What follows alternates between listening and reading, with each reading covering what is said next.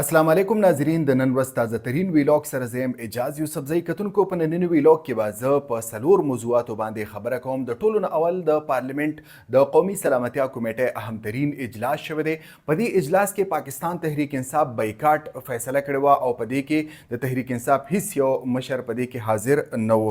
د دې نه علاوه د عمران خان سره د وکیلانو ملاقات شوی دی، کم از کم شپږ وکیلان، او د دې نه علاوه علیمه خان هم د عمران خان سره ملاقات شوی دی. په دې ملاقاتونو کې کوم اهم ترین خبرې شوې دي دا به ستاسو په وړاندې زه راولم. د دې نه علاوه په خیبر پښتونخوا کې د پاکستان پیپلز پارټۍ او د مسلم لیگ نون دا خواهش دی چې په خیبر پښتونخوا کې گورنر راج قایم کړی شي. د دې په شا باندې د دې دوه پارټو مقاصد څه دي په دې به هم زه خبره کوم. د دې نه علاوه د افغانستان وزیر داخله سراج الدین حقانی د استعفا خبرونه چې کوم دي آی کې دروغ ثابت شوي دي. د داخله وزارت عبدالمتین قانع بیان راغلی دی چې به د سراج الدین حقانی په استعفا کې او دغه رنګ ګنګوسو کې هیڅ قسمه حقیقت نشته. د ټولو نه اهم ترین خبر دا دی، یعنی څلورم موضوع زما دا ده چې آی سی سی چمپینز ټرافي کې کوم چې تیر ورځ پاکستان کې تاسو کتلی وه منعقد شوی وه، په دې کې پاکستان ته تقریبا 26 ارب روپۍ نقصان رسېدلی دی. دا یو ډېر غټ رقم دی، په دې به هم زه خبره کوم. بلکې د پروګرام آغاز به د آی سی سی چمپینز ټرافي نه وکړم. چمپینز ټرافي کوم چې تیره میاشت پاکستان کې لوبېدلې وه او د دې ځینې میچونه د بھارت خټدرمۍ او د سیاست له وجې په متحده عرب امارات کې لوبېدلو. پاکستان اولنی میچ د نیوزیلینډ نه بایللو او دغه رنګ دویم میچ کې هم پاکستان ته شکست شو او په دریم میچ کې کوم چې د بنگلادیش خلاف هغه د باران له وجې ختم شو او پاکستان د چمپینز ټرافي نه بهر شو. دغه رنګ په دویم محاذ باندې هم د پاکستان په میزبانۍ کې کیدونکې د چمپینز ټرافي کې بھارت خپل سیاست او هټدرمي یو وارې بیا ثابته کړله او ټول میچونه په دوبۍ کې وکړه چې له وجې پاکستان ته ډېر لوی نقصان رسېدلی دی. تقریبا ویل کېږي چې 26 ارب روپۍ پاکستان ته په دې کې نقصان رسېدلی دی، کوم چې یو ډېر لوی اماونټ دی. کتونکو د دې نه وړاندې څنګه چې ما په مختلف رپورټونو کې ویلو چې پی سی بی د مختلف ګراونډونو په تیاری باندې 14 ارب روپۍ بیلې لګولې وې، که د حسابو سره وجنګولی شي نو تقریبا 42 ارب روپۍ د پاکستان په دې کې نقصان شوی دی. دا داسې ایونټس دي، یعنی کرکټ کې پیسه د اوبو په شانتې بهیږي. په دې کې تاسو ته پته ده چې قانوني او غیر قانوني لارې هم د پیسو لپاره ډېرې دي.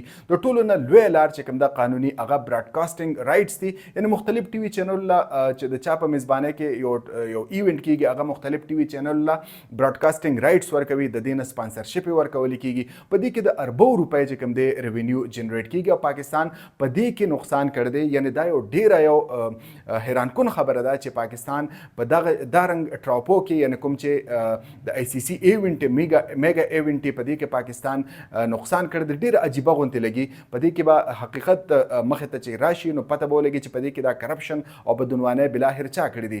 ځکه چې په کرکټ کې که معمولی ایونټ که د دوه ملکونو ترمنځ سیریز وي پای کې په اربو روپۍ پیدا کیږي، که هر څومره نقصانات وشي، که باران وشي، که هر څه وشي، خو په هغې کې نقصان نه کیږي او فایده پکې ملک ته رسي.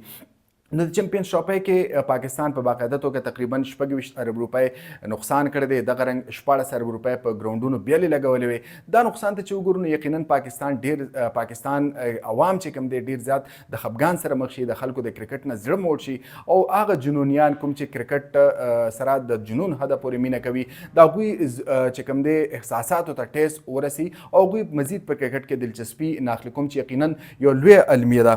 کتونکو زه به لږ ذکر وکړم چې پاکستان کرکټ ولې د زوال سره مخ شوی دی. د دې ډېر زیات وجوهات دي، خو د ټولو نه غټه وجوهات په وجوهاتو کې د ټولو نه غټه وجه دا ده چې کوم چیرمین دی یا د هغه د لاندې چې کوم ټیم دی، یعنی گورنر بورډ اف گورنرز دی یا نور چې کوم د پی سی بي چارواکي دي، د دوی د کرکټ سره هیڅ چې کوم دی سروکار نشته. د دوی په کرکټ کې زیرو تجربه ده. څنګه چې د پی سی بي چیرمین وزیر داخله محسن نقوي دی، د هغه هم په کرکټ کې هیڅ قسمه تجربه نشته دی. هم دا وجوهات دي. د دې نه علاوه یو شمېر نور وجوهات دي چې د پاکستان کرکټ د زوال په لور روان دي او موږ وینو چې آی روز موږ په اربو روپۍ د دې نقصان کوو او یقینا چې یو ورځ به داسې راشي چې د پاکستان خدا نخواسته دا ټیم به د زامبابوې لیول یا چې کوم په ویسټ انډیز کې تاسو کتلو چې مالي معاملات مخې ته راغلل، د هغې له وجې د ویسټ انډیز یو ګریټ ټیم و هغه زیرو ته راغی. کتونکو د پروګرام په دې دویمه برخه کې به زه ذکر کوم چې نن د ټولو نه اهم ترین د پارلیمنت د قومي سلامتیا کمیټې اهم ترین اجلاس شوی دی. په دې اجلاس کې د دهشتګردۍ متعلق چې کوم دی غور هوس شوی دی او په افغانستان باندې یو وارې بیا په دې کې ذکر شوی دی چې افغانستان کې د پاکستان کې چې کوم دهشتګردي کیږي د دې تانې باندې د افغانستان سره ملاویږي. دغه رنګ دا هم ویل شوی دی چې به د دهشتګردو خلاف په مونږه په مضبوط طاقت سره د دې مقابله کوو. زه به لږ ذکر وکړم چې پاکستان تحریک انصاف د دې اهم ترین اجلاس نه ولې بایکاټ وکړو. تحریک انصاف اول چې کوم دی 14 ممبرز وټاکل چې به دا په دې اجلاس کې ګډون کوي. دا اهم ترین اجلاس دی، هر پارټي به په دې کې ګډون کوي. خو تحریک انصاف بلاخر دا شرط کې خود شدید عوامي رد عمل تاسو وکړه چې ولسی رد عمل ډیر زیات راغی، تنقید ډیر زیات مخې ته راغلی چې به د چیرمن عمران خان سره ملاقات نه دی شوی، مشاورت نه دی شوی. نو تاسو څنګه ځای د حکومت د قومي سلامتیا کمیټې اجلاس کې کېنئ؟ هم دغه وجه چې نن سحر مونږ راوپاڅېدو نو تحریک انصاف دا فیصله کړې وه چې په دې اجلاس کې مونږ ګډون نه کوو. صرف علي امین ګنډاپور په دې کې اگر چې ګډون کړی دی خو هغه د صوبې یو چیف ایگزیکټیو دی، په دې توګه باندې هغه ګډون کړی دی او دغه رنګ نور وزرای اعلی هم په دې کې موجود وو.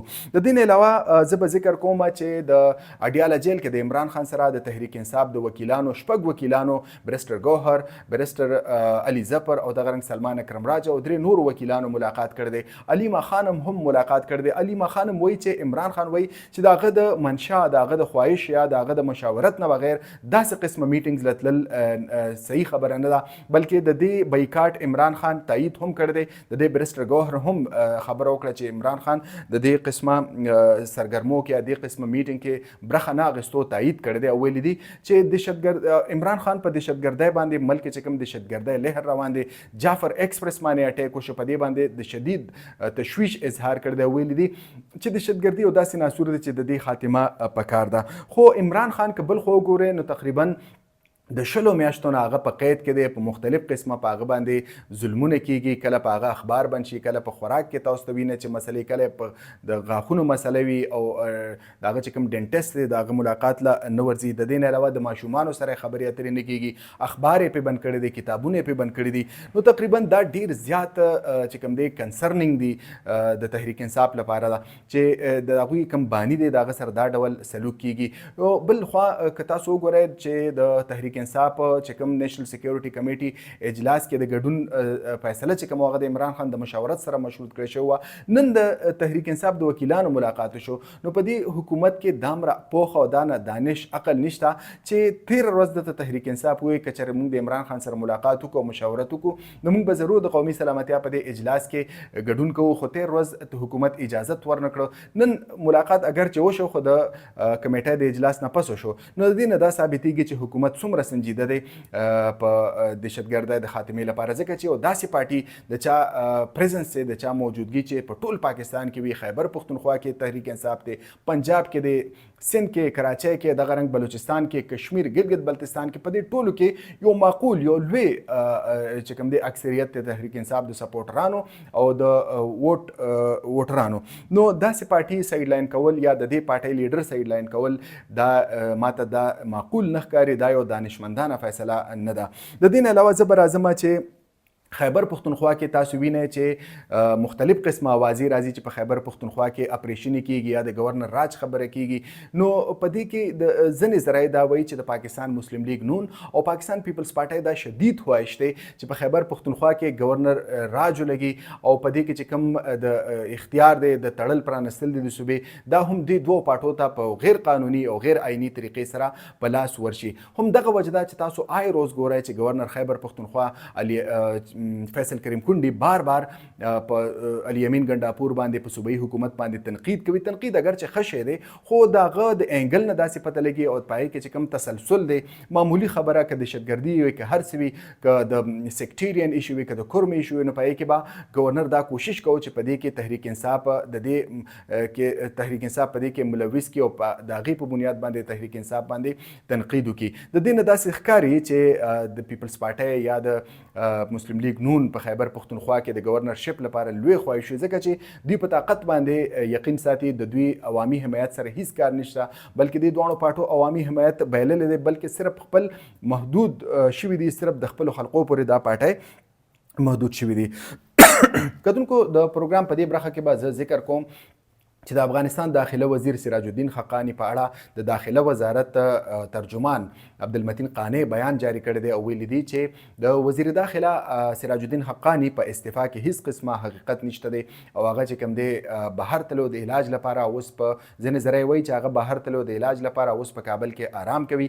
خو د دې نه علاوه زه به لږ ذکر وکړم چې عبدالمتین قانی وایي چې په دې خبرونو کې هیڅ حقیقت نشته دی، دا دروغ دی.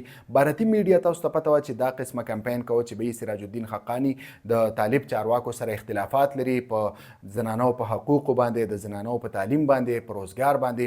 د سراج الدین حقانی د هبت الله اخندزاده څوک چې سپریم لیډر د طالبانو د هغه سره اختلافات دي او د دې نه علاوه یو په افغانستان کې یو پاور سټرګل هم تاسو وینئ چې یعنی د انډین میډیا چې کوم هغوی به وایي چې پاور سټرګل روان دی په افغانستان کې.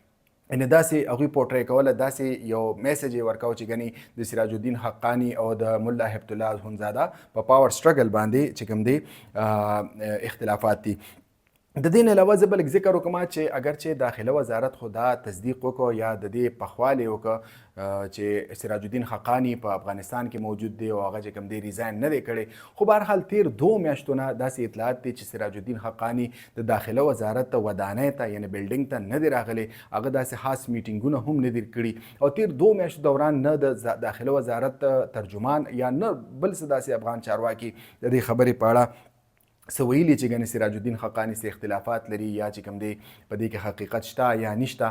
خو د دې وجې حالات ډیر انسرټن او غیر یقینیت ښکارو په افغانستان کې. نو ځکه دا وجه وه چې بین الاقوامي میډیا او مختلف قسمه نور رسنۍ چې کوم دی به دا ډول خبرونه ورکول چې د سراج الدین حقانی د ملا هبت الله اخندزاده سره مسله ده. کتونکو دا د نننۍ ورځ اهمترین ویلاګ، راتلونکي ویلاګ پورې اجاز یوسفزۍ ته اجازت ورکړئ. د الله په امان.